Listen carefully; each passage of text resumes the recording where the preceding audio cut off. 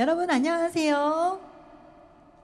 네, 반갑습니다. 2023년 경기 인문 콘서트 일제잔재청산 사회를 맡은 전통소리꾼 윤석영입니다. 반갑습니다. 네, 이렇게 날씨가 더운 가운데도 저희 객석을 이렇게 차지해 주셔서 정말 감사합니다. 저희 사단법인 아리수가 경기문화재단 경기도 박물관의 후원으로 주관하는 2023 경기 인문 콘서트 일제잔재청산은 2023 일제잔재청산 및 항일 추진 공모 사업 콘텐츠 사업 분야에 선정된 사업입니다. 이 행사의 주관 단체인 사단법인 아리수는 사회적 기업이자 전문예술법인으로서 다양한 문화예술 프로그램을 통해 공익활동을 하고 있습니다. 2023 경기 인문 콘서트 일제잔재청산을 경기도 박물관에서 이렇게 경기도민 여러분들과 함께 시작하게 되어서 너무나 영광입니다. 본격적으로 오늘의 프로그램 속으로 한번 들어가 보도록 하겠습니다. 강연에 앞서서 저희가 공연 무대를 준비를 해보았는데요. 제가 속해 있는 퓨전 국악 그룹인 아리수입니다. 이 아리수는요, 아리랑의 아리와 나무 숫자를 써서 아리랑 나무라는 뜻을 가지고 있습니다. 토속민요 발굴과 보급에 앞장섰던 민요연구회의 맥을 이어서 2005년에 창단한 그런 팀입니다. 지금까지 총 5장의 정규 음반을 통해서 민요를 현대인의 감성에 맞게 재편곡하거나 순수 창작하여 발표하였습니다. 자, 그럼 여러분 이제 퓨전국악 아리수를 큰 박수로 모셔보도록 하겠습니다. 자, 아리수 박수 한번 주세요.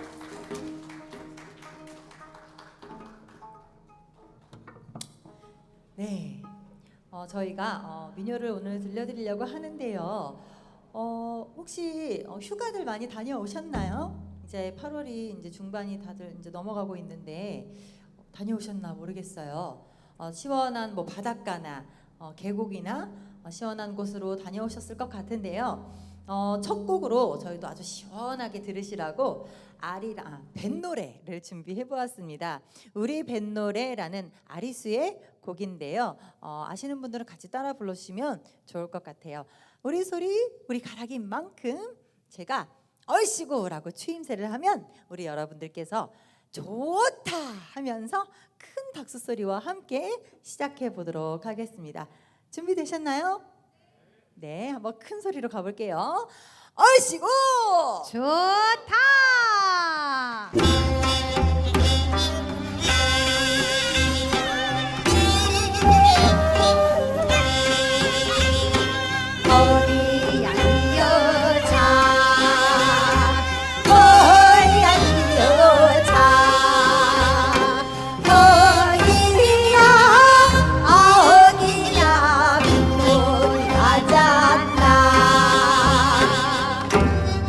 안경창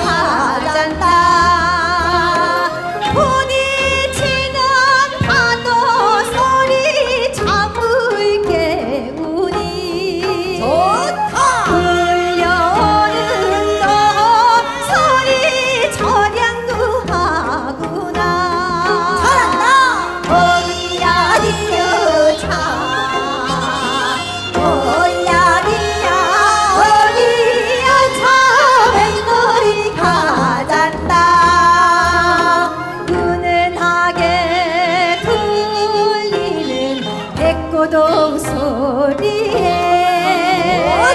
오늘 하루 쓸쓸히 싸워만 가누나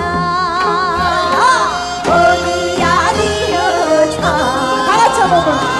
어야리야 어리야 참외놀이 가잔다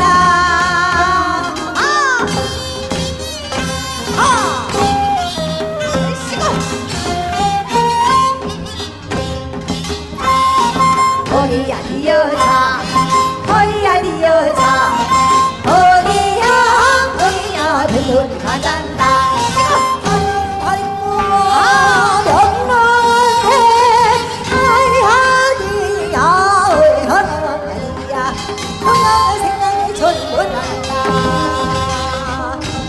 어리야 니 여자 어리야 니 여자 어리야 어리야 배놀이 가잔다 우리 나무 배실코 둥둥둥 두리둥둥 코를 흘리며 떠들어볼다 허리야 니 여자 허리야 니 여자 허리야 허리야 배놀이 가잔다 여러분 다 같이 한번 불러볼게요. 어이야니야 어이야니야 어이야니야 어이야니야 어이야니야 어디야 어디야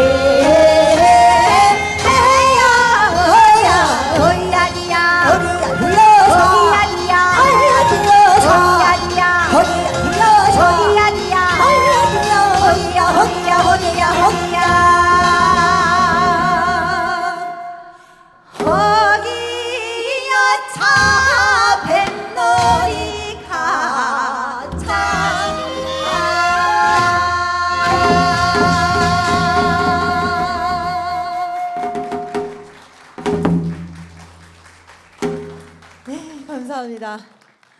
어떻게 좀 시원하게 들리셨나요? 아우 여러분들께서 그냥 열심히 그냥 어이야 니야 해주시니까 오히려 저희가 그냥 속이 시원했습니다. 감사합니다. 자 이제 저희가 다음으로 준비하고 있는 곡은요. 오늘 강연 주제에 맞춰서 한번 독립군가라는 곡을 한번 준비를 해보았습니다. 이 노래는 1910년부터 1940년까지 독립운동가의 대표곡으로 또 자리 잡았다고 하는데요. 원래 곡은 미국의 헨리 워크 작곡가로 한번 출시가 되었다고 합니다. 그래서 그때 많은 인기를 얻었다고 하는데요. 아시는 분들은 저희와 함께 또 이 손을 뻗어가면서 힘차게 같이 불러주셨으면 좋겠습니다. 이번에도 추임새로 한번 들어가 볼게요. 얼씨구 좋다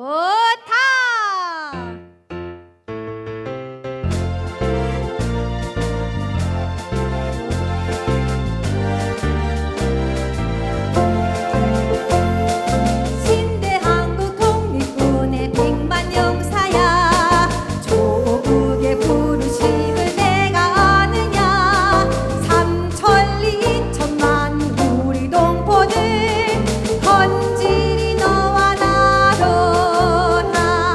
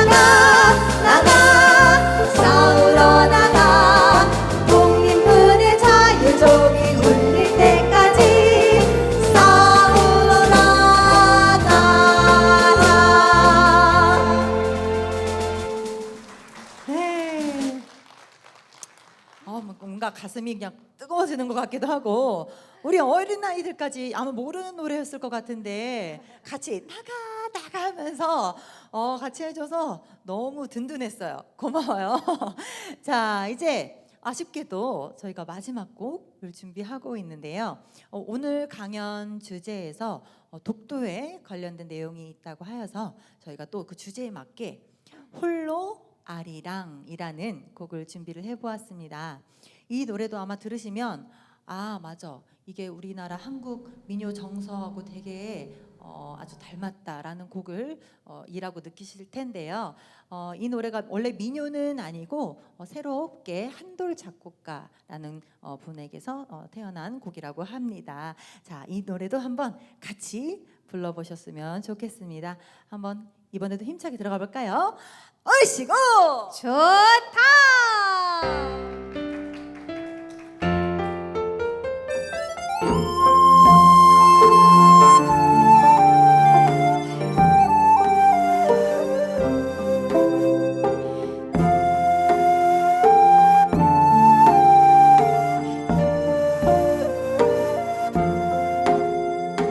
저 멀리 동해 바다 외로운 섬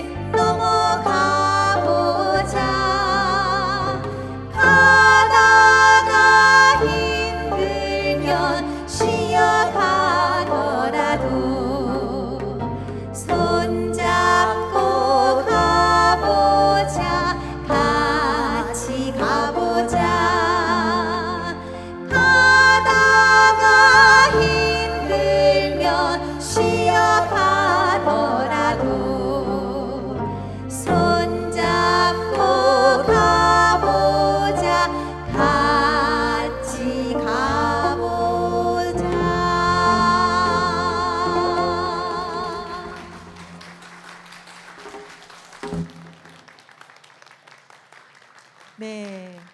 어떻게 공연 즐거우셨나요? 네, 다시 한번 저희 아리수에게 큰 박수 부탁드립니다.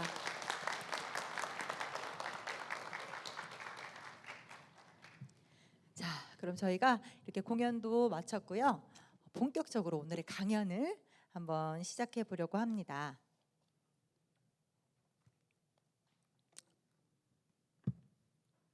네.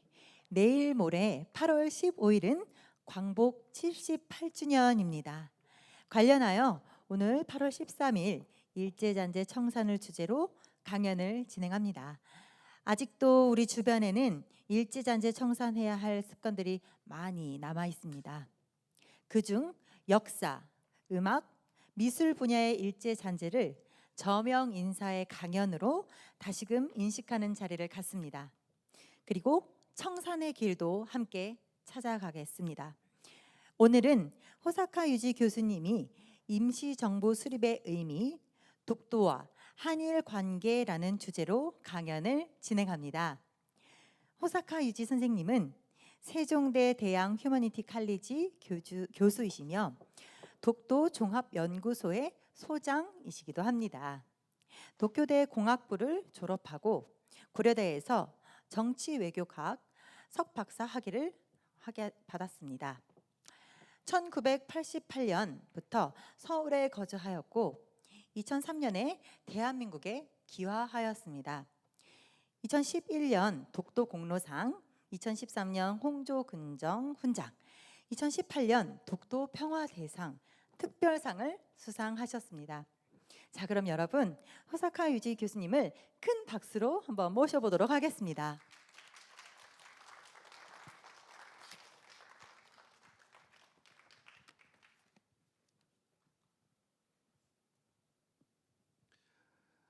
여러분 안녕하십니까? 지금 소개받은 세종대학교의 호사카 유지라고 합니다.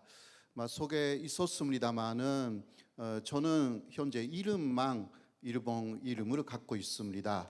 1988년에 한국에 왔기 때문에 이제 35년이 흘렀습니다. 일본에서 살았던 기간보다 조금 길어졌습니다. 그래서 저는 현재 2003년에 한국 사람이 되었기 때문에 그 횟수만 따지면 20세, 20살입니다. 한국 사람으로서는요. 그래서 그러한 관점에서 볼 때도 이제 천년기에 접어들어 가면서 대한민국에 대한 이해가 많이 깊어졌습니다. 오늘은 굉장히 젊은 어린 친구들도 오셨는데요. 끝까지 또 들어주셨으면 해요. 그리고 경기도가 마련해 주신 이러한 자리에 또 저를 초빙해 주셔서 대단히 고맙게 생각합니다. 일제 잔재를 청산하는 그러한 내용이라고 하는데요. 일제 잔재는 여러 곳에 남아 있기는 하지만 그것을 또 청산한다라는 내용은 바꿔서 말하면 당시의 상황을 정확하게 이해하면서 앞으로 대한민국이 가야 하는 길을 정확하게 아는 것이 아닐까 그렇게 생각합니다. 그러한 관점에서 오늘 말씀드리고자 합니다.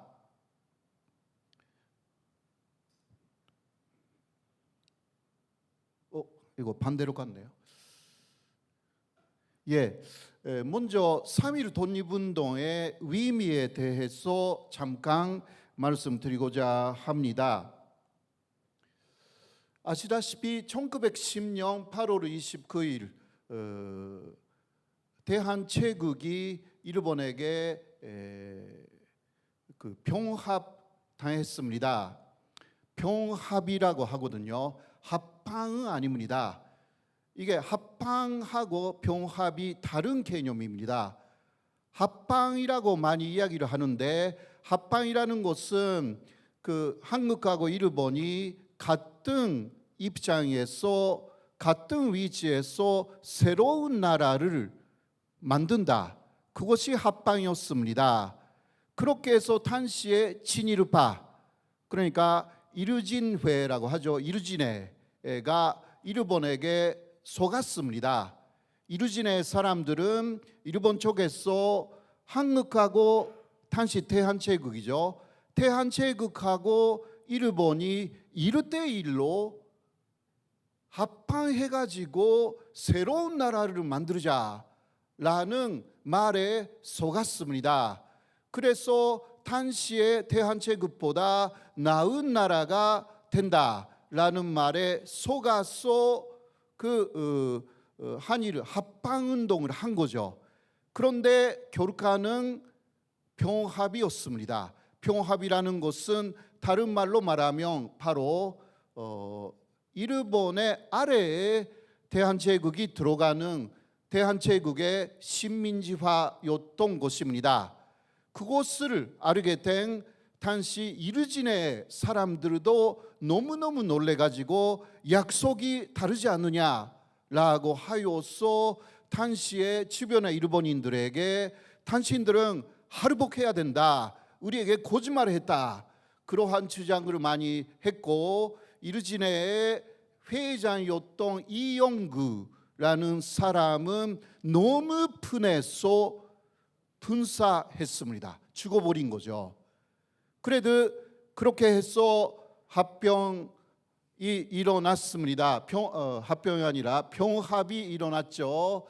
그렇게 해서 일본은 헌병을, 이것은 그러니까 그 군대 안에 있는 경찰 조직을 일반 경찰 조직으로 해가지고 한반도 각지에 배치해서 헌병제도라는 것을 개시하여서 헌병을 통해서 당시 한반도를 완전히 장악하려고 했고, 이것이 그 3.1 독립운동까지 이어지는 당시 일본의 무단 통치, 무단 정치가 되었습니다. 상당히 많은 특히 일제에 항의하는 한국 사람들이 감옥에 가야 되었고, 모진 고문을 받아야 했던 그러한 시기가 있었습니다. 그리고 또 하나 굉장히 문제가 된 것은 1912년부터 시작된 토지조사였습니다. 토지조사 사업이라는 것이 시작돼 가지고요, 이게 당시 한국 전체의 토지를 조사해 가지고 이 토지는 A씨의 것이고 이 토지는 B씨의 것이고 이 토지는 일본의 것이다, 이런 식으로 정확하게 토지의 소유를 나누기 시작했죠.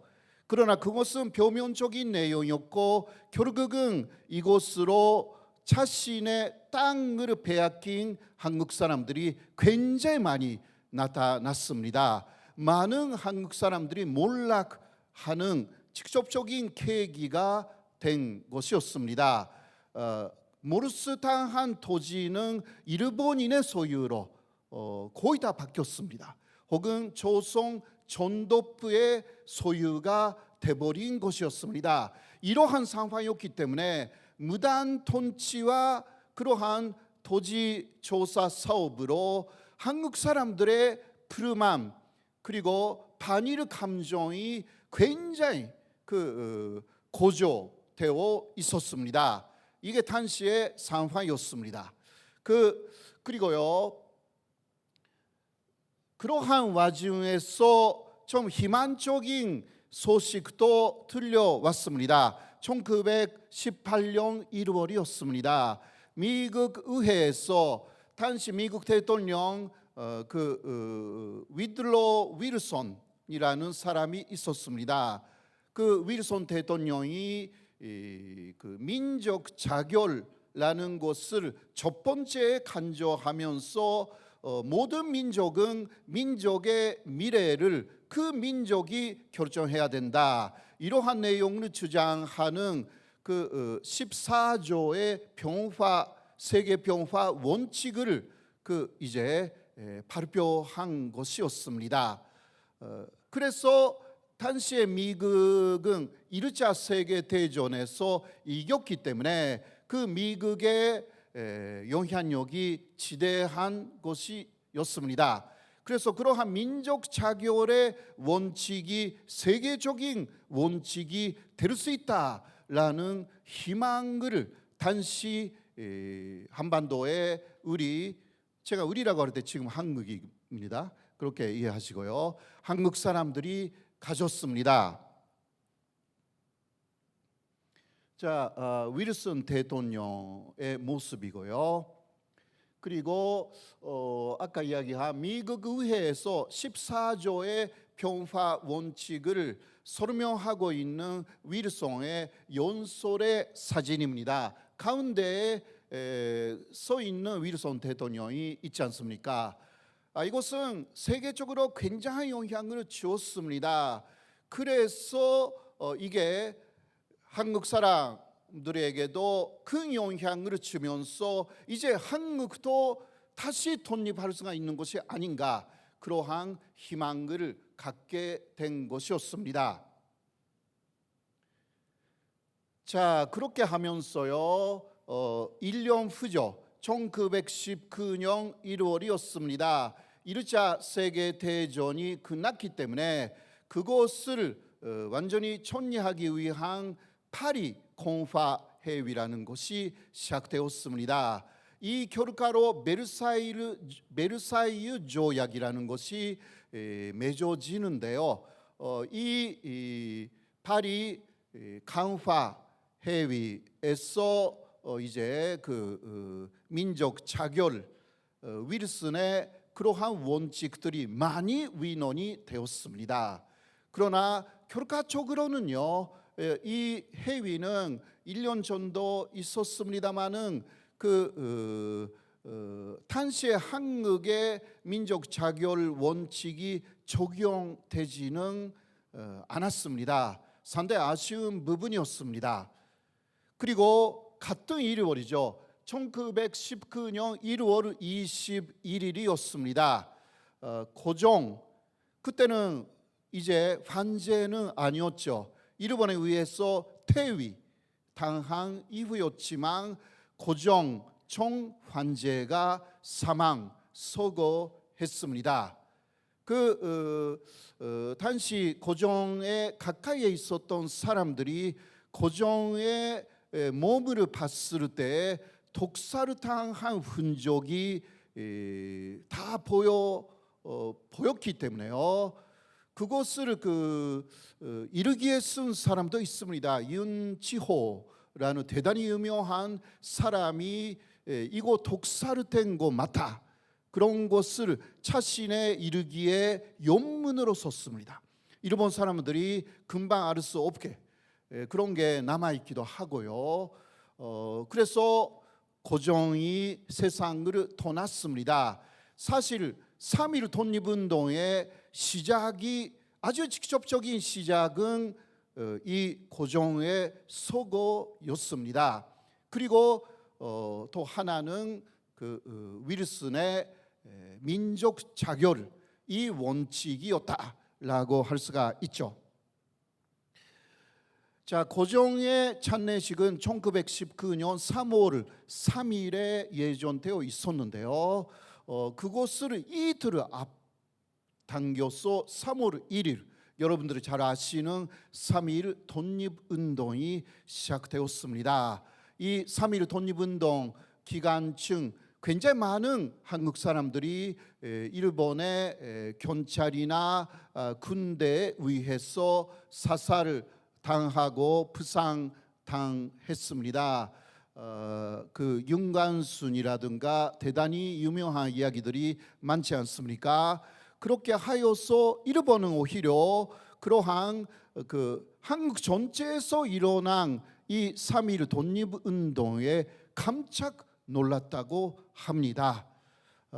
그래서 여기까지가 무단 통치 기간이고 이후 일본은 다시 한번 이러한 항일 시위, 항일 투쟁이 일어나지 않도록 문화 정치, 문화 통치로 좀 느슨한 아주 강력하게 단합하지 않는 그러한 방향으로 일본의 통치 방식을 이제 바꾸기도 했습니다. 본질적으로는 같았습니다마는 표면적으로는 언론의 자유를 확대하거나 그런 식으로 하기는 했습니다.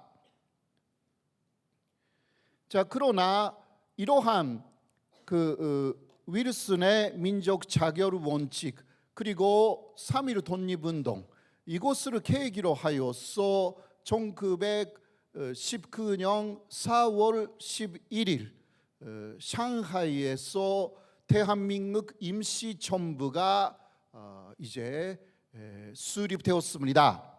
이게 대단히 중요한 내용이죠. 여기서요 우리가 알아야 되는 부분은 대한민국이라는 나라의 이름이 이때 만들어졌다라는 부분이죠. 그때까지는 대한제국이었고 대한제국이 망해가지고 일본이 그 대한제국이라는 이름을 옛날에 조선으로 바꿔버렸습니다. 그러나 대한민국 임시정부는 대한민국, 대한제국이 아니라 대한민국이다. 바로 공화제, 이제 삼권 분립의 원칙으로 헌법도 결정하여서 공화제 나라를 우리는 만들겠다. 그러한 결의를 이때 한 것이었습니다. 그리고 연통제라는 내용을 결정하여서 바로 한국 내에 그 독립운동 조직 그리고 기타 미국에 있는 그러한 그 독립운동 조직 기타 세계적으로 퍼져 있는 독립운동 조직하고 이 임시정부가 항상 연락을 취한다라는 그러한 내용도 결정했습니다. 바로 현재까지 이어지는 대한민국의 시작이었습니다. 네, 이 대한민국 임시정부는 여러 곳으로 그 거처를 옮겼죠. 처음은 상하이 임시정부였는데요. 1919년 4월 그것이 9월이 돼가지고 대한민국 임시정부라는 사실 헌법이 결정돼가지고 이때부터가 또 말하자면 아주 본격적인 임시정부의 모든 법적인 기반이 마련된 그러한 시기가 되었습니다. 그 이후에 즉 중국 내를 이동해야만 했습니다. 아시다시피 일제의 단합 그것을 피하기 위해서 그렇게 많은 이동을 했었어야 했습니다. 그리고 임시정부는 우리가 잘 알고 있는 지금 말하고 있는 임시정부 이외에도 또 있었습니다. 서울에도 있었고요. 그 한성 임시정부라고 있었고 그리고 브라지보스토크 그쪽에서도 임시정부가 있었습니다. 그러나 이러한 여러 가지 좀 있었던 임시정부의 중심적인 통괄 역할을 한 것이 바로 상하이에서 수립된 대한민국 임시정부였습니다. 그런 식으로 하여서 그 계통이 현재까지 내려오고 있다라는 내용이죠.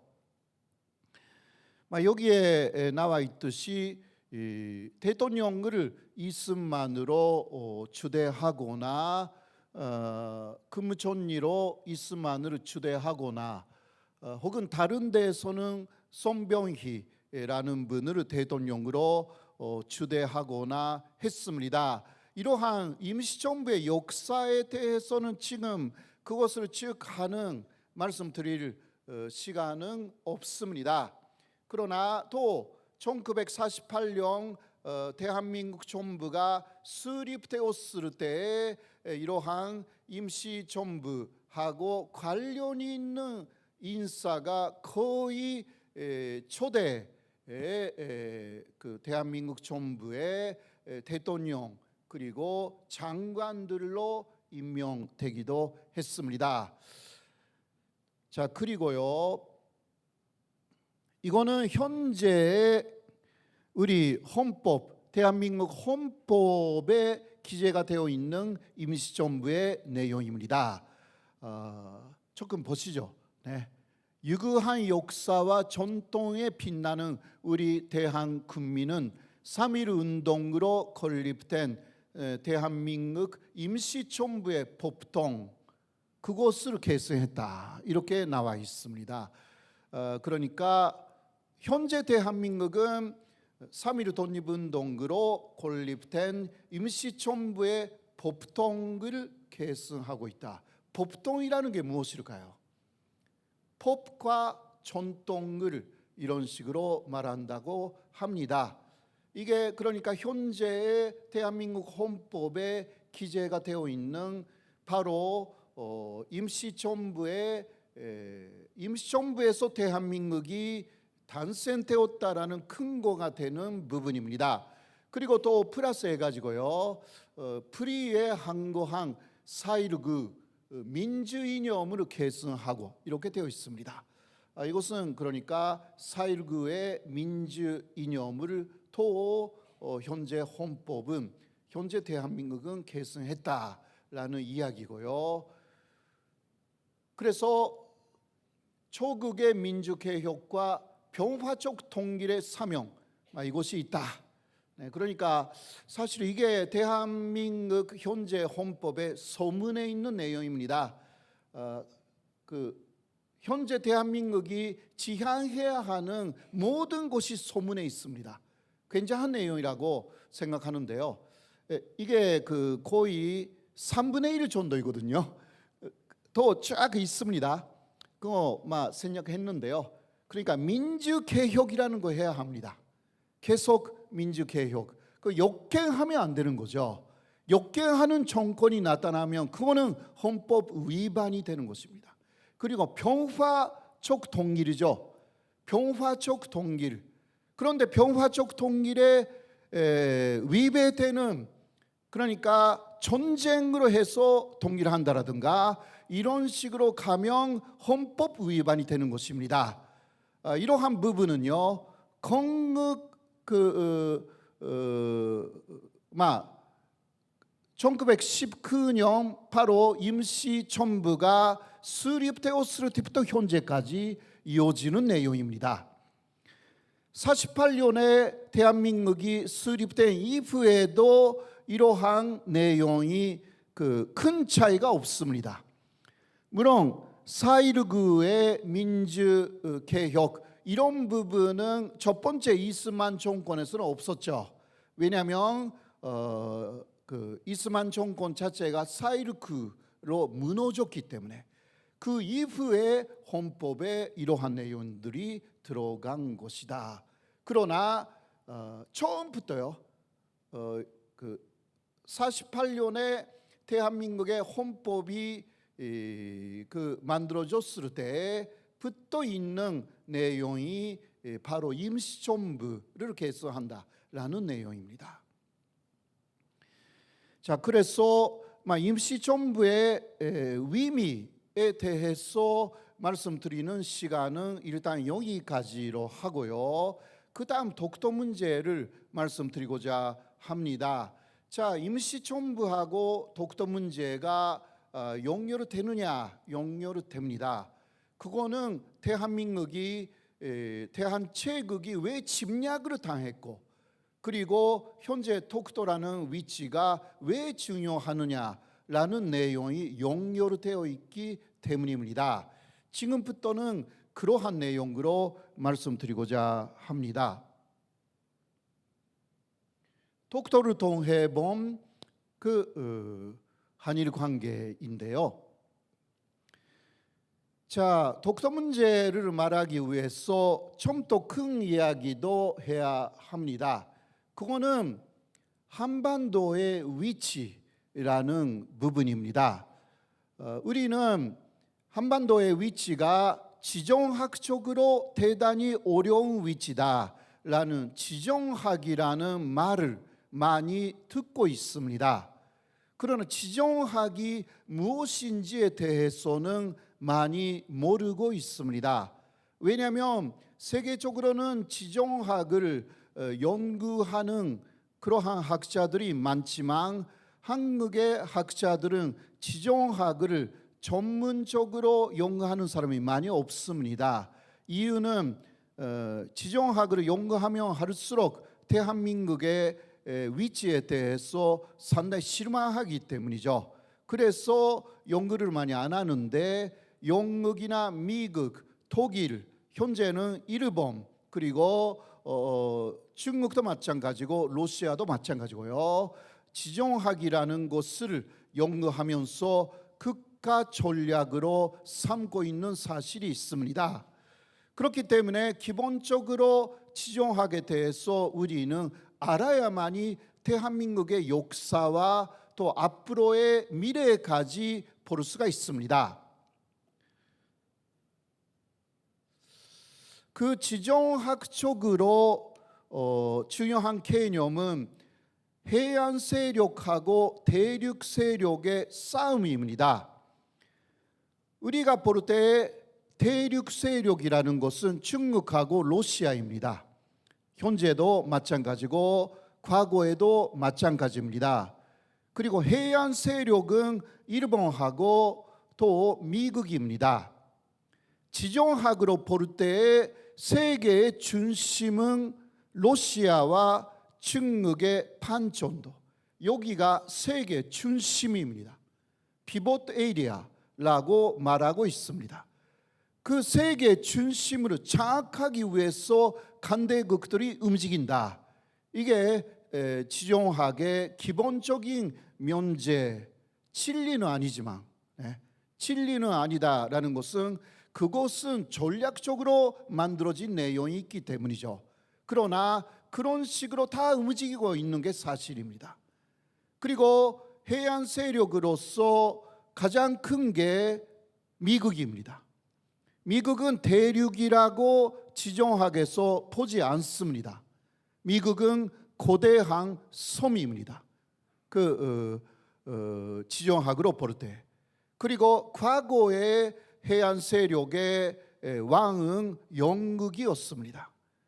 그래서 미국이 영국처럼 세계를 지배하기 위해서는 영국이 했던 대로 미국도 해야 된다. 그거는 해양의 지배였습니다.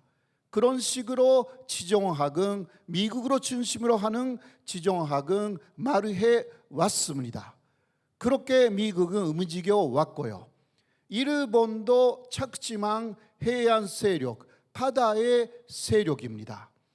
자, 이 해안 세력하고 대륙 세력이 부딪힌 것이 바로 그 이전에도 많이 부딪혔지만 상당히 우리하고 관련이 되는 그 전쟁 중 하나가 로일 전쟁이었습니다. 러시아하고 그리고 해양 국가 일본, 그런데 그 배후에 있었던 게 영국하고 미국이었습니다.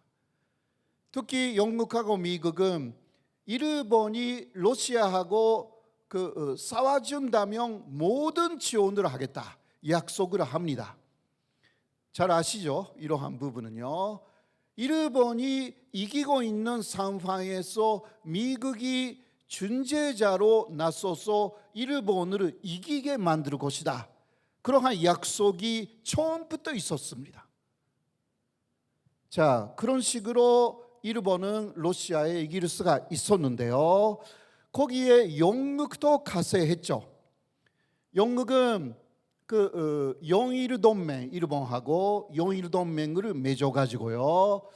러시아의 남하를 막기 위한 그러한 작전을 폈습니다. 먼데 있는 영국이 왜 동북아에까지 영향을 미치려고 했는가? 그거는 만주에 대한 이권을 노리고 있었기 때문입니다. 아무튼 간에 만주에 쭉 러시아가 내려오는 것을 영국뿐만이 아니라 미국도 상당히 경계를 합니다. 그 이유가 대륙 세력이 그런 식으로 하여서 한반도를 장악하고 일본까지 장악하면 태평양에 나와버린다. 대륙 세력이 해안 세력이 될 수도 있다. 그거는 절대적으로 막아야 한다. 이게 미국하고 영국의 입장, 거기에 일본도 같은 입장이 된 것이었습니다. 현재도 이 구도는 같습니다. 현재도요. 자, 일본은 그러한 상황에서 독도를 편입했습니다. 로이르 전쟁 중에 독도를 편입했죠. 왜 그랬을까요? 마지막에 러시아하고 일본이 동해에서 싸웠을 때 일본은 독도 앞바다에서 러시아의 함대를 물리칩니다. 동해에서 일본하고 러시아는 여러 번 싸웠어요. 그런데 마지막 해전은 독도 앞바다였습니다. 일본은 그 독도 앞바다에서의 로이르 전쟁 상황을 일본에 보고하기 위해서 독도를 편입시킵니다. 일본 것으로 만들었습니다.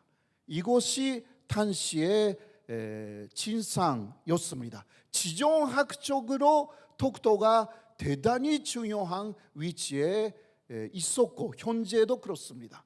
동해 한가운데 있기 때문에 당시 일본은 독도를 군사적 요충지로 봤던 것이고 다른 나라들도 마찬가지였습니다.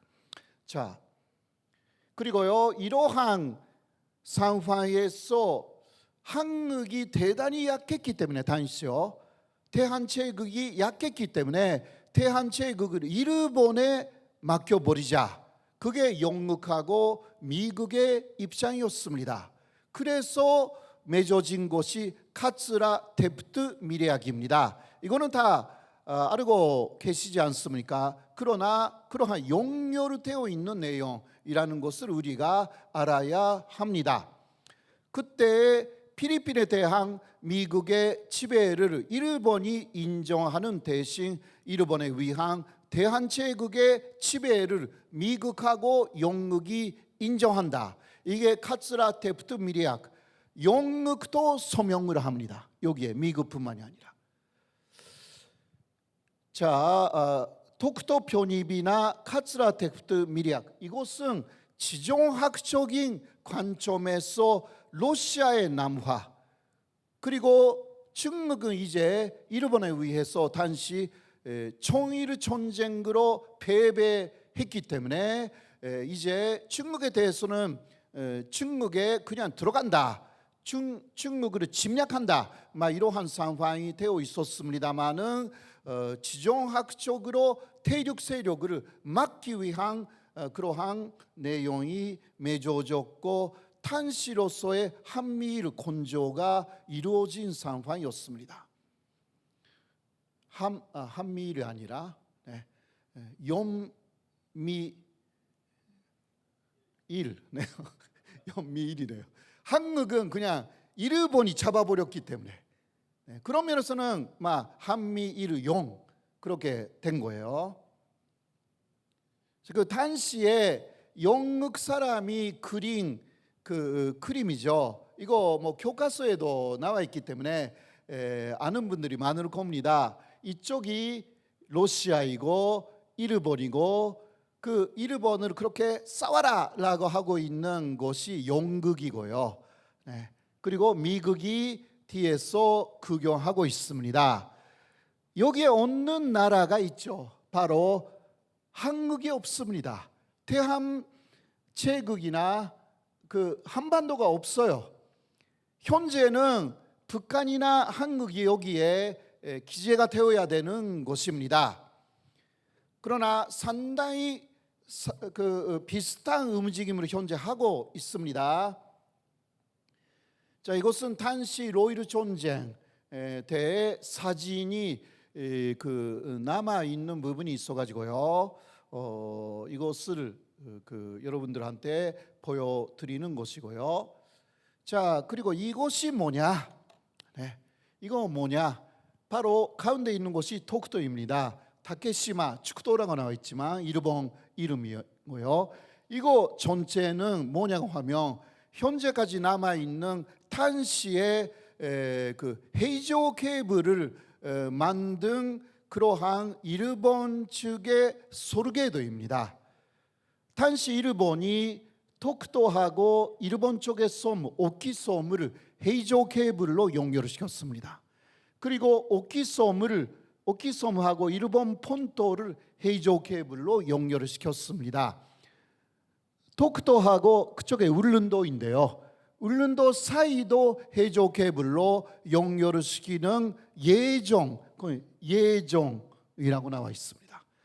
이게 1905년 6월의 상황인데요. 이게 왜 이렇게 했냐? 탄시는 무선이 없었기 때문에 유선으로 로이르 존재의 상황을 도쿄도에서 보면서 일본에게 전달을 하는 그것 때문에 헤이조 케이블을 설치한 것입니다.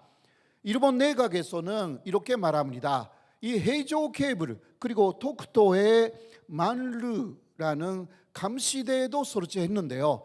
이것을 하기 위해서 도쿄도를 빨리 일본에 편입시키자, 이러한 논의가 있었습니다. 자, 그때 소르게도가 지금까지도 남아 있는 곳입니다. 그 중 하나이고요. 자, 이러한 소르게도를 요새 일본 사람들이 내놓고 어떤 이야기를 하고 있을까요? 이렇게 대대한 군사를 탄시 일본이 도쿄도에 했다. 그러나 탄시 한국 사람들은 여기에 어떤 항의도 하지 않았다. 그러니까 1905년 이때부터는 정확하게 도쿄도는 일본 영토가 되었다. 이게 일본인들이 이렇게 주장하고 있는 거예요. 자, 거기에 대해서는 우리는 아니다라는 이야기를 해야 되거든요. 네. 감정적으로가 아니라 정확하게 그거 잘못된 이야기다라고 해야 되는데 어떻게 해야 할까요? 누구? 아는 분? 예, 역사적 어떤 증거가 있죠?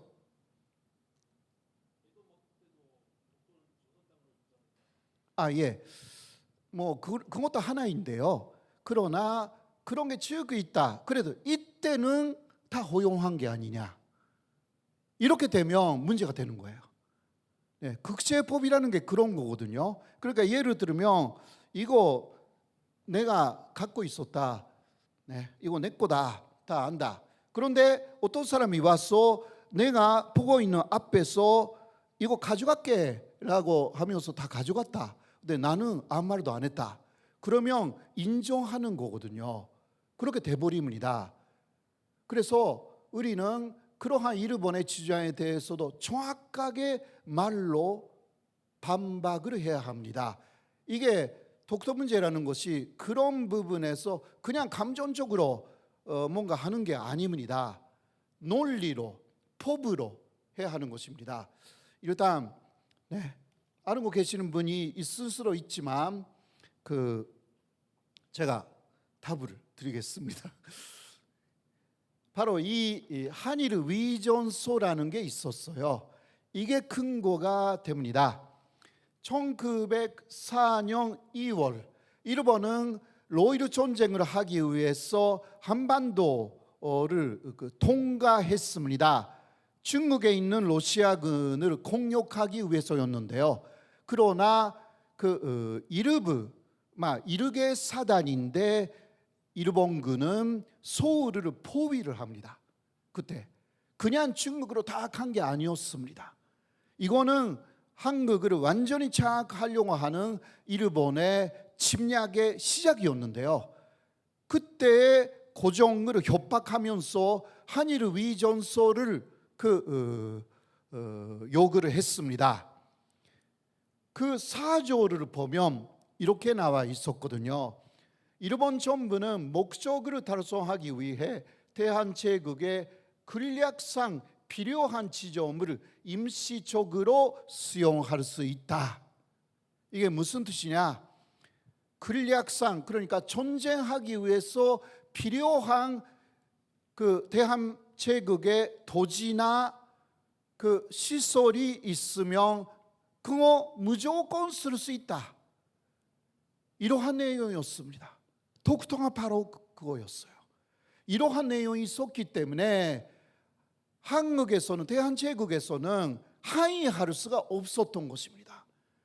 이 조항을 중심으로 당시 일본은 독도뿐만이 아니라 대한제국 전체를 완전히 제압하기 시작합니다. 그 이후에 일제 강점기에 바로 준비를 하기 시작한 것이었습니다. 그래서 당시 한국에서 항의가 없었다라는 것은 이러한 조약을 보면 일본이 항의할 수 없게 만들어버렸기 때문에 당연한 것이었고요. 일본이 지금 그렇게 주장한 것은 이러한 내용을 무시하면서 말하고 있고, 우리는 이런 것을 좀 알아야 된다라는 내용이 있다라고 할 수가 있습니다. 자, 이 문제는 그렇게 넘어가고요. 자, 현재 상황을 조금 보시겠습니다. 급병하는 동북아 전세와 독도입니다. 먼저 이 사람은 누구냐? 러시아의 현재예요. 현재 러시아의 그 세르게이 미로노프라는 사람인데, 이 사람 푸틴의 입입니다. 푸틴이 만든 야당인데 만들어준 그 여당, 푸틴의 여당이 너무 강하기 때문에 일부러 야당을 만들어줬어요. 그 탄수가 푸틴의 측근 중의 측근입니다. 세르게이 미로노프. 이 사람이 지난해 4월인데요. 이렇게 말했습니다. 홋카이도는 러시아 것이다. 말하자면 이 이야기거든요. 홋카이도의 콜리는 러시아에 있다. 홋카이도가 어디 있는지 아시죠? 일본의 가장 북쪽에 있는 큰 섬이죠.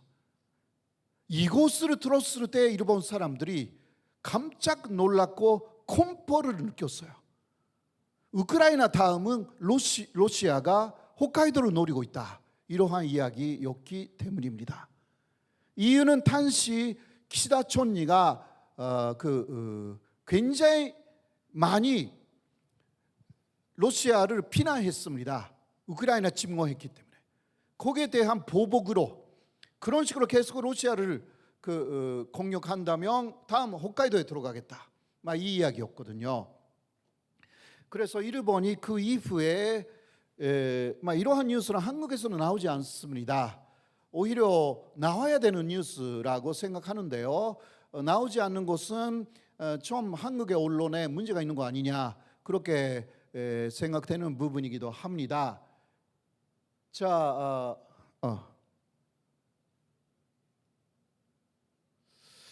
그래서 또 러시아는 계속 일본을 위협합니다. 같은 이곳은 4월인데요. 동해에서 카리브리라는 미사일을 발사합니다. 이것은 SLBM입니다. 잠수함에서 쏴는弾道미사일입니다. 우리 한국에서 잠수함에서弾道미사일을 쏴는 나라, 그거는 북한만 생각하잖아요, 보통. 그러나 일본에서는 이거 동해이거든요. 일본에 더 가까운 동해인데, 일본에서는 북한뿐만이 아니라 러시아가 이렇게 실험하고 있는 거 계속 보도가 됩니다. 한국에서는 이런 거 많이 보도가 되지 않습니다. 한국은 오로지 북한을 많이 보고 있어요. 일본 주변을 다 봐야 되는 입장, 그런 상황. 그래서 일본의 방위 백서에 나오는 것은 현재 일본에 대한 위협 요소는 북한뿐만이 아니라 러시아 그리고 중국이다. 러시아 북한 중국은 일본을 위협하는 사실상의 적국이다라고 기재가 됩니다. 이게 그 방위백서, 한국에서 말하면 급반백서 같은 것인데요. 이렇게 명백하게 세 나라에 대해서 일본은 굉장히 지금 경계하고 있는 거죠. 한국이 여기에 가까워지고 있습니다. 그리고 또 독도만 봐도요. 일본은 항상 이게 역시 방위백서에 독도가 일본 영토라고 그렇게 기재하면서 독도를 일본 영토로 해서 모든 이거 자위대의 방위백서니까 자위대의 움직임을 구상하고 있는 것입니다. 자, 이게 뭐냐고 하면요. 현재까지 그 독도 상공에 나타난 최근에 나타난 러시아나 그 중국 비행기 이런 식으로 나타났다라고 일본이 말하면서 자, 무슨 이야기를 하려고 하는가? 자위대 쪽에서요. 독도는 일본 땅이다. 일본의 주장이니까. 그래서 독도 상공에 그 중국이나 러시아의 비행기가 무단으로 나타나면 그것을 항의하기 위해서 바로 자위대의 비행기를 보내야 되는 거 아닌가, 이런 이야기를 지난해부터 본격적으로 하기 시작했습니다. 자, 이렇게 되면 어떻게 되는 거죠? 일본 자위대가 자위대 비행기를 독도 상공에 보내면 우리 어떻게 할까요? 우리도 뭔가 해야죠. 그렇지 않으면 인정해버리는 셈이 되니까. 러시아 비행기가 독도 상공으로 지났을 때 우리는 사격을 했습니다. 300발 정도 사격을 했습니다. 한국 쪽에서요. 자, 일본은 그러한 상황을 노리고 있습니다. 그러면 이제 일본하고 한국 사이에서 독도는 분쟁 지역이다. 분쟁 지역이니까 국제사법재판소에 나와라. 이거 일본이 만들고 싶은 내용인데 중국이나 러시아가 그 계기를 주고 있다.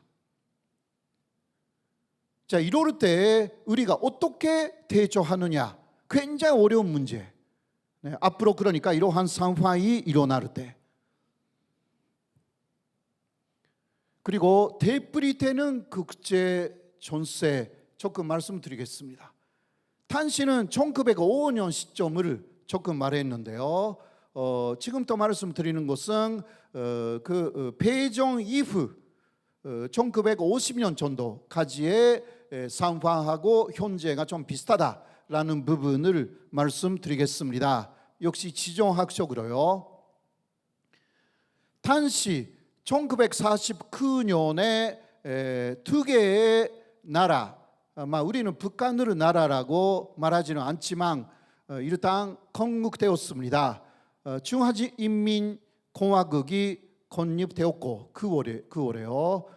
북한도 비슷한 시기에 건국 선명글을 냈습니다. 그리고 또 북쪽에는 소련이 있고요. 바로 동북아의 공산주의 강력한 세계 나라가 건설된 것입니다. 미국은 여기에 대해서 사실상 냉전을 선포했고, 그렇게 하여서 마셜 플랜이라든가 그런 것으로 공산주의가 아닌 자유주의 편에 서는 나라를 지원하겠다라고 하면서 이제 냉전 시대가 본격적으로 시작되었습니다. 그 한가운데에 대한민국이 있었습니다. 그런 상황이었죠. 그리고 그러한 상황에서 미국은 독도를 기지로 생각했습니다. 1905년 일본이 독도를 기지로 생각한 것하고 비슷한 상황이었습니다. 이런 것들이 탄씨의 문서로 확인이 됩니다. 미국 쪽의 문서로요. 자, 독도를 한국 영토로 즉 미국도 생각해 왔습니다. 그러나 거기에 대해서 독도를 그 군사 전략적으로 이용해야 하기 때문에 그 미국 일부이지만 좀 변화가 생겼어요. 이 사람인데요. 미국의 정치 고문 위리엄 J. 시보르트라는 사람입니다. 이 사람은 일본의 대사급으로 일본에 있었습니다. 미 금성이 보낸 일본 대사급 사람이었습니다. 일본은 아직 그 독립되어 있지 않았기 때문에요. 당시 연합국의 지배하에 있었기 때문에 대사는 없었지만 사실상 미국의 일본 대사였습니다. 이 사람이 왜 일본에 갔는가? 이 사람의 부인이 일본 사람이었습니다. 그래서 일본으로 갔는데 오히려 일본은 이 사람을 로비 대상으로 삼았죠. 부인이 일본 사람이니까. 그래서 이 사람도 일본 정부가 주장하는 내용을 거의 그대로 수용합니다. 자, 그 오른쪽에 있는 사람이 당시 일본 수상 요시다 시게루라는 수상이고요. 이쪽은 미국의 샌프란시스코 조약의 책임자 달레스라는 대사였습니다. 자, 이 위리엄 J. 시보르트는 미 금성에게 편지를 보냅니다. 그 편지 속에서 독도는 일본 영토다 이렇게 주장했습니다.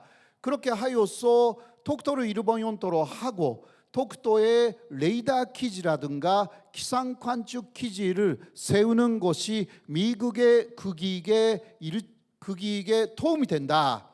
그리고 다른 문서를 보면 그 레이더 기지라든가 기상 관측 기지를 일본이 독도를 일본 영토로 해준다면 일본 쪽에서 만들어준다고 말하고 있다 이러한 내용이 있어요. 거기에 많이 넘어간 거예요, 이 사람이. 그래서 한때 미국에서도 어떻게 할까? 좀 그 헤매었던 시기가 없지 않아 있었습니다. 그렇다고 독도가 일본 영토가 된 것은 절대 아니거든요. 그 이야기를 지금부터 조금 하겠습니다. 시간이 제가 지금 10분 남았어요. 충분히 있네요. 이게 독도죠.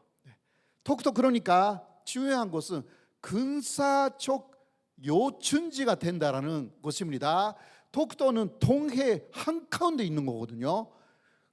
그러니까 요새 한미일 지난해 9월 30일에 한미일 동해 합동 그 군사 훈련을 했잖아요.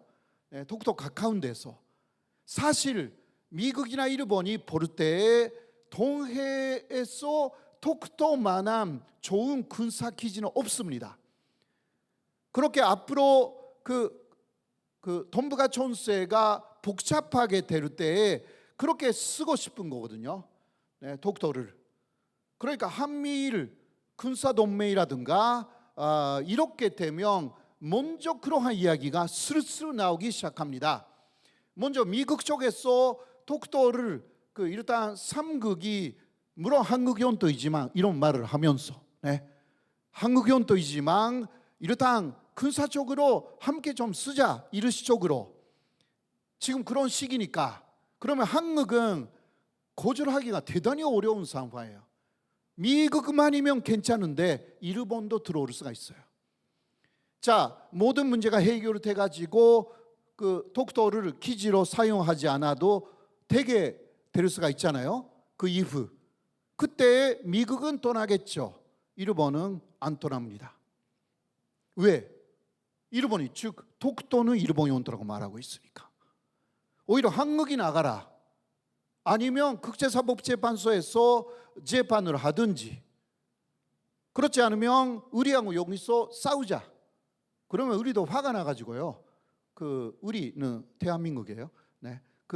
거기서 뭔가 총소리 울려 보셨다. 그러면 분쟁 지역이에요. 일본이 그것을 또 원하고 있어요. 그렇게 하면 무조건 국제사법재판소에 가요. 이러고 이런 거거든요. 육군이라든가 그런 것은 한국군이 엄청나게 세요. 네. 그런 면에서는 특공대도 한국이 일본에 특공대 없으니까 엄청나게 세거든요. 그러나 일본은 뭐 100년 이상 전쟁을 해온 나라로서 머리를 엄청나게 많이 굴려요. 조심해야 되는 것입니다. 우리는 되게 순진해요. 그리고 연도 문제가 이렇게 있으면서 군사동맹을 맺는 나라가 없습니다. 세계. 그래서 한미일 군사동맹 그거는 있을 수가 없는 것입니다. 어떤 협력이 있다 하더라도 한국과 일본이 군사동맹 맺으면 절대 안 되는 것은 바로 연도 문제 때문입니다. 자, 그런데 연합국은 1952년까지 일본을 장악하면서 독도를 한국 연도로 결정한 내용이 있습니다. 시간이 많이 없지만 간단하게 그 부분을 보시겠습니다. 그러니까 우리가 독도를 지켜야 한다라는 부분인데요. 먼저 일본이 패종한 이후에 연합국이 일본을 점령하면서 스카핑 677호라는 지령서를 일본 정부에 보냈습니다. 그 안에서 독도는 한국 연도로 기재가 되어 있었습니다. 그쪽에 좀 크게 본 부분 동그라미 친 부분을 보시면 울릉 또 아래 다케라고 있죠. 이거 다케시마입니다. 아직 연합국은 독도라는 이름은 몰랐거든요. 그러니까 일본 이름이지만 그러니까 다케시마, 다케섬이에요. 네, 한국 연도, 네, 한국 수역에 정확하게 포함시켰어요.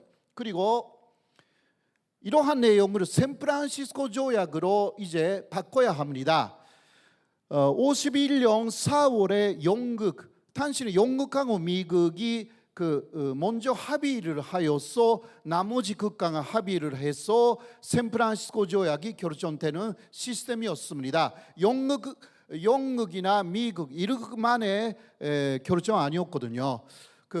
영국도 엄청난 힘을 갖고 있었기 때문에 당시는요. 자, 그렇게 하여서 영국이 일단 최종적인 조안을 내놨습니다. 아까 내용을 토대로 영국 조안이 만들어졌습니다. 아까 곡하고 다른 부분은 도쿄 이남의 섬들이 또 스카핀 문서 841호로 일본에 돌려주자라고 돼가지고 이 영국 조안은 그것도 포함시켰습니다. 독도는 여전히 일본에서 분리되어 있었고요. 한국 연도로 기재가 되어 있었습니다. 이게 최종적 영국 조안. 미국도 이것을 마지막 조안으로 하자라고 해서 일본 쪽에 보여줬어요. 일본이 받아들여야 하니까. 네, 일본은 대충 다 받아들였는데 마지막에 말했습니다. 이 일본으로 둘러싸여 있는 손으로 제거해달라. 네, 이 말을 했어요. 그러나 독도에 대해서는 어떤 요구도 하지 않았어요. 독도를 일본 연도로 바꿔달라라든가 그러한 요구는 없었거든요. 기타 많은 이야기를 했습니다. 오키나와가 없는 것은 아쉽다라든가, 당시 오키나와는 아직 일본 것이 아니었습니다. 미국의 신탁 통치에 들어가고 오키나와는 1972년에 일본에 돌아갔거든요. 그런 것이 다 포함되어 있는 그러한 약도였습니다. 그러나 일본은 마지막에 그 손으로 제거해달라, 일본을 둘러싸여 있는 이유가 뭐냐 물어봤더니 심리적으로 부담이 된다. 일본이라는 대일본 제국이 엄청나게 컸다. 한국도 있었고 대만도 만주도 있었고 중국 판전도 동남아 남양주에도 어마어마한 연도가 있었는데 패배했기 때문에 옛날에 조그만 연도로 일본이 우리 속에 갇혀져 버렸기 때문에 그것을 보면 많은 사람이 마음을 아프게 한다. 막 이런 이야기를 하는 거예요. 네, 그것을 받아들이지 않아도 되었는데 당시 51년 4월이라고 하면 아시다시피 6.25가 진행되고 있었습니다. 그래서 일본을 자유주의 진영으로 빨리 복귀시키고 싶었던 미국하고 영국은 부당한 요구는 없으니까 오케이를 합니다. 그렇게 하여서 마지막에 샌프란시스코 조약은 이러한 약도가 하나도 없는 그러한 문장으로 센텐스만으로 되어 있는 그 샌프란시스코 조약이 결정이 됩니다. 그렇게 하여서 1951년 9월 8일 샌프란시스코 조약이 초인이 되었습니다.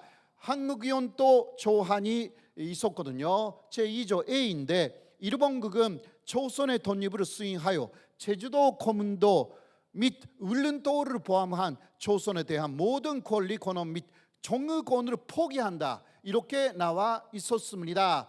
여기에는 작은 섬들은 들어가지 않았습니다. 독도 같은 작은 섬을 쓴다면 3.개 정도 써야 되니까, 그러니까 이런 것은 단축형이라고 이야기를 합니다. 그 산진적인 섬만 3개 썼습니다. 제주도, 고문도, 울릉도. 사실 울릉도에 독도가 속하기 때문에 이러한 함의가 다 있습니다. 함의, 다 있는 거예요. 그래서 마라도라든가 그런 거 안 썼잖아요. 그래도 현재 일본이 이것을 보면서 독도가 없다. 독도가 없으니까 단지 독도는 일본 영토로 그대로 남은 것이다. 이런 이야기를 하는 거예요. 일본이. 우리로서도 조금 더 정확한 뭔가 증거가 있으면 더 좋겠다. 그렇게 생각하잖아요. 그렇죠? 그래서 그러한 증거가 발견됐습니다. 2년쯤 전이었어요. 그거는 스카핀 677호 1이라는 문서였습니다. 처음 보셨던 이것은 스카핀 677호입니다. 이것을 좀 보완한 내용이고 샌프란시스코 조약을 해석하는 스카핀이라는 것은요, 연합국 재고사령부의 지령문입니다. 그것이 이 조인식의 3개월 후에 샌프란시스코 조약의 의미를 해석하는 내용으로 발견되었습니다. 이게 발견된 게 2년쯤 전이었어요. 아직 많은 분들이 모르세요. 팬데믹이 있었기 때문에 이게 많이 알려지지 않았습니다. 지금 제가 많이 알리고 있거든요. 이러한 내용으로 통해서요. 성균관대 교수님이 발견한 내용인데요. 자, 이게 어떤 것이냐고 하면 먼저 일본의 일부 주의 지역의 전지 및 행정적 분리 잠조라고 나와 있어가지고 스카핀 677호를 팔아 이것을 기본적으로 계승한다. 이렇게 나와 있습니다. 그 다음 스카핀 841호 이것도 계승한다. 이것은 아까 조금 이야기했지만 도쿄 이남의 소물을 일본에 주자라는 내용입니다. 그리고 또 일본의 법위에 북위 29도 이북의 류큐를 포함한다. 이게 샌프란시스코 조약에서 새롭게 추가된 내용입니다. 그러니까 샌프란시스코 조약상 독도가 예를 들면 다시 일본 영토가 되었다라든가 일본 영토로 규정되었다고 하면 스카핀 677호의 항목 속에 그래도 독도는 일본 영토가 됐다. 그거 써야 되거든요. 그런 거 없습니다. 그대로인 것입니다. 이게 대단히 중요하네요. 그리고 일본 정부는 스카프 바로 연합국 재고사령부의 허가하에서만 상기 토소들에 대한 전체 행정적 관할을 재개할 수 있다. 이게 무슨 뜻이냐고 하면 독도를 다시 일본 영토로 하고 싶으면 연합국 재고사령부의 허가가 필요하다. 그런데 연합국 재고사령부는 1952년 4월 28일 일본의 독립하고 함께 해체가 되었습니다. 그러니까 영구적으로 이제 독도가 일본 영토로 돌아가는 일은 없는 것입니다. 이러한 내용들이 다 기재가 되어 있습니다. 그리고 샌프란시스코 조약의 19조 D를 보면 스카핀을 수행한다. 일본 점령 기간 이것은 45년 9월 2일부터 그때 한복 문서에 서명했기 때문에 일본이요.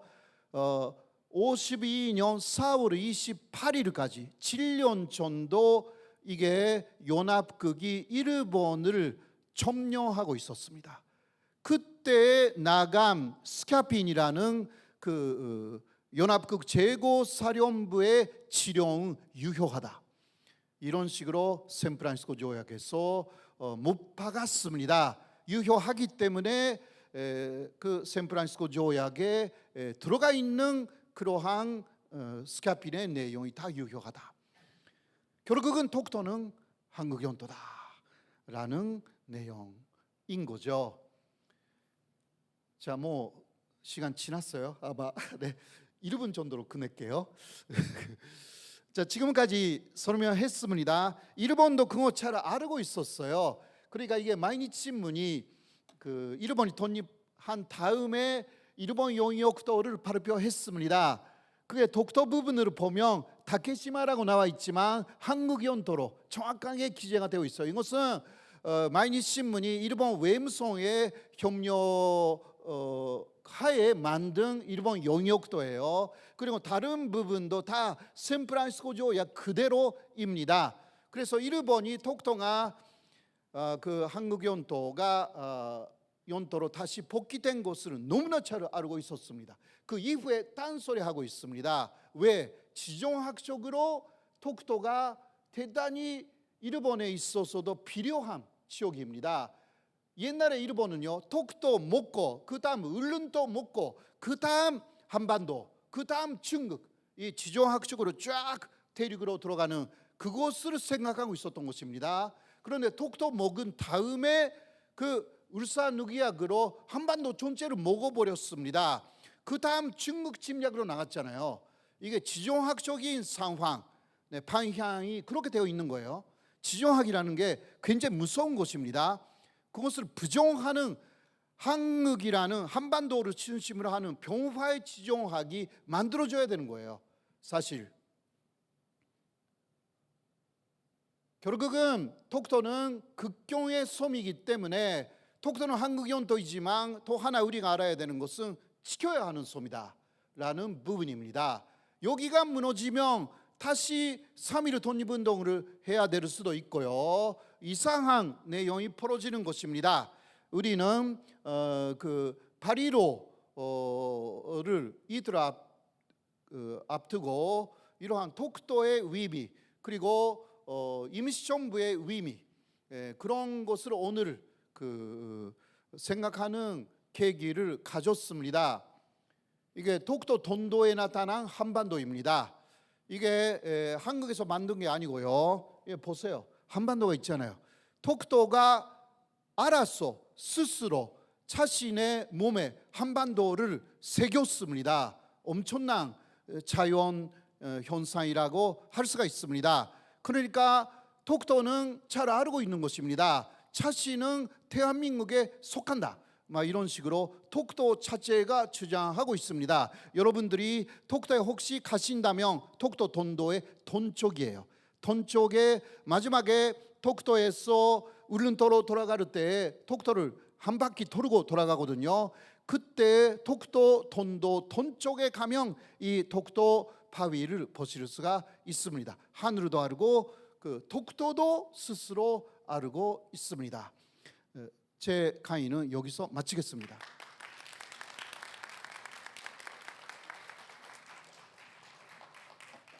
네, 여러분 뜻깊은 강연을 해주신 호사카 유지 교수님께 다시 한번 큰 박수 부탁드립니다. 네, 오늘 강연을 통해서 3.1운동 그리고 대한민국 임시정부의 관련성에 대해서 알아보게 되었는데요. 대한민국 임시정부를 무시하는 것은 우리나라 독립운동 역사를 부정하는 것과 또 다름이 없겠구나라는 생각을 하게 되었습니다.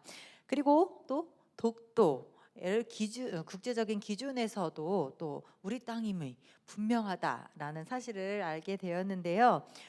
오늘 이렇게 광복절을 곧 맞이해서 곧 있을 광복절을 또 이렇게 맞이할 날인데요. 시적절하고 또 뜻깊은 강연을 들으셨을 거라 생각이 듭니다. 어떻게 좀 좋은 강연 되셨나요?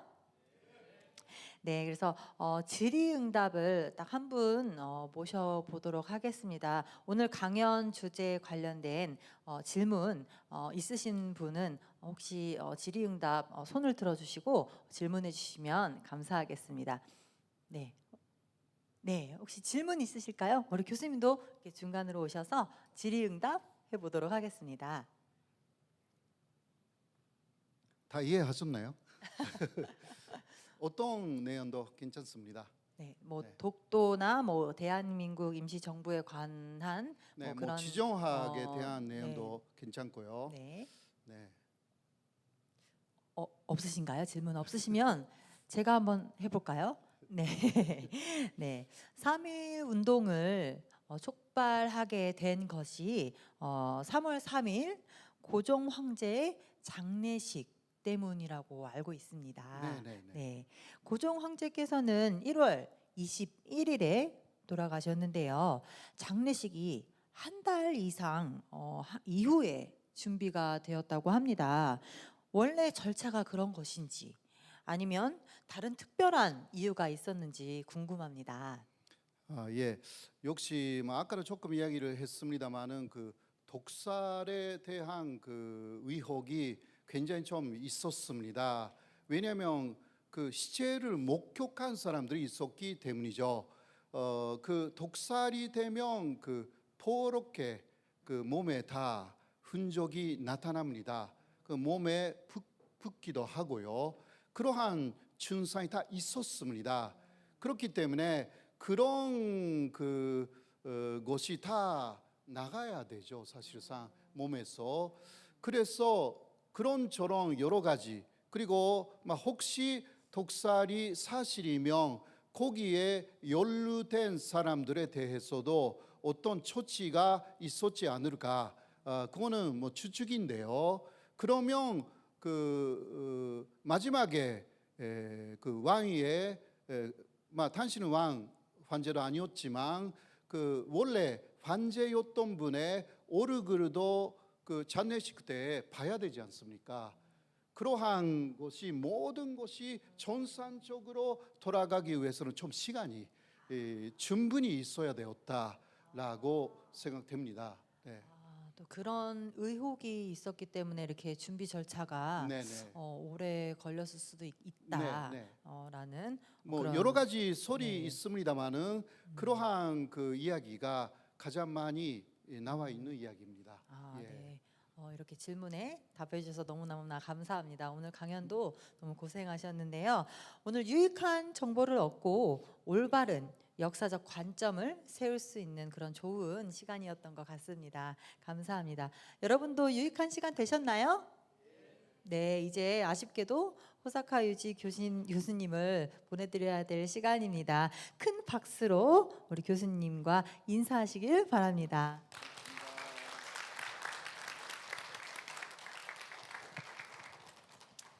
네, 안타깝게도 이제 오늘의 행사를 마칠 시간입니다. 그렇지만 너무 아쉬워하실 필요는 없습니다. 앞으로도 사단법인 아리수가 경기문화재단의 후원으로 진행하는 2023 경기문 콘서트 일제잔재 청사는 2번 더 남아 있습니다. 다음 행사는 오는 8월 26일 의왕 바람개비 행복마을과 그리고 9월 2일 수원화성 박물관에서 개최됩니다. 더 자세한 내용은 나눠드린 전단을 참조하시길 바랍니다. 나가실 때 그리고요 잠깐 시간 내셔서 설문지 응답을 해주시면 저희가 소정의 작은 선물을 또 준비를 했다고 하니까요 꼭 받아가셨으면 좋겠습니다. 자, 지금까지 저는 소리꾼 윤석영이었고요. 다시 한번 감사드립니다.